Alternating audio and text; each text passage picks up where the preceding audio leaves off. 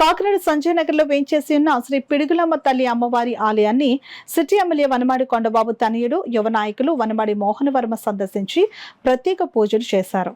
ఆలయానికి విచ్చేసిన మోహన్ వర్మను స్థానిక మాజీ కార్పొరేటర్ వమ్మి బాలాజీ ఘన స్వాగతం పలికారు. ఈ సందర్భంగా ఆలయ నిర్వహణ కమిటీ సభ్యులు వనమాడి మోహన్ వర్మను, మాజీ కార్పొరేటర్ వమ్మి బాలాజీలను ఘనంగా సత్కరించారు. అనంతరం మోహన్ వర్మ చేతుల మీదుగా వృద్ధులకు, పేద మహిళలకు చీరలను పంపిణీ చేశారు. ఈ సందర్భంగా కార్పొరేటర్ వమ్మి బాలాజీ మీడియాతో మాట్లాడారు. ఈ కార్యక్రమంలో ఆలయ కమిటీ మాజీ చైర్మన్ బాసి రమణారెడ్డి, ఆలయ నిర్వహణ కమిటీ సభ్యులు యలమంచిలి శ్రీను యాదవ్, పలివెల బాబుజీ, సరగడ రమణారెడ్డి, జొన్న వెంకన్న, పరిమి భద్రం, సబ్బా కుమార్, జిల్లాని, దుర్గాశంకర్, చౌదరి, సత్యబాబు, గోవిందు, రామారావు, దొర, అన్నవరం, రామకృష్ణ, ఒమ్మిసాయి, టీడీపీ జనసేన పార్టీల నాయకులు పాల్గొన్నారు. మన పునర్నిర్మాణం చేద్దాం అనుకునేటప్పటికి ఈ యొక్క ప్రభుత్వం పోవడం, తర్వాత రెడ్డి గారి యొక్క ప్రభుత్వం రావడం, వారి అనుసరణ దీని యొక్క చేసుకొని పునర్నిర్మాణం చేశారు. చాలా సంతోషం. మేము కూడా ఆనందించాం పునర్నిర్మాణం చేయడం అనేది.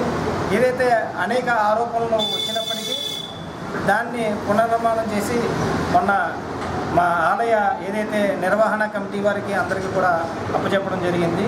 ఏదైతే ఈ రోజున మంచిదని చెప్పేసి పంతులు గారు చెప్పడం వల్ల ఇప్పుడు మన రాష్ట్రం అతలాకుతలంగా ఉంది.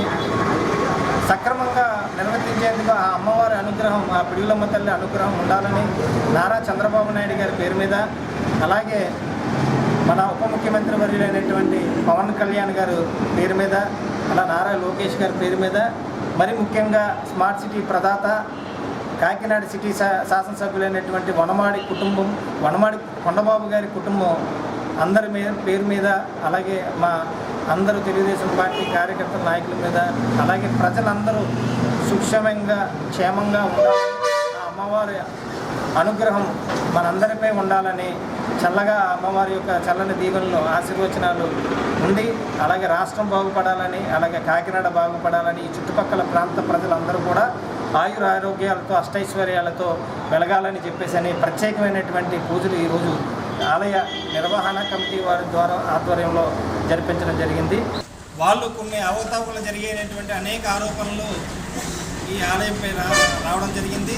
జిల్లా వ్యాప్తంగా కూడా అనేక ఆరోపణలు సోషల్ మీడియాలో కూడా అనేక చక్కర్లు కొట్టాయి.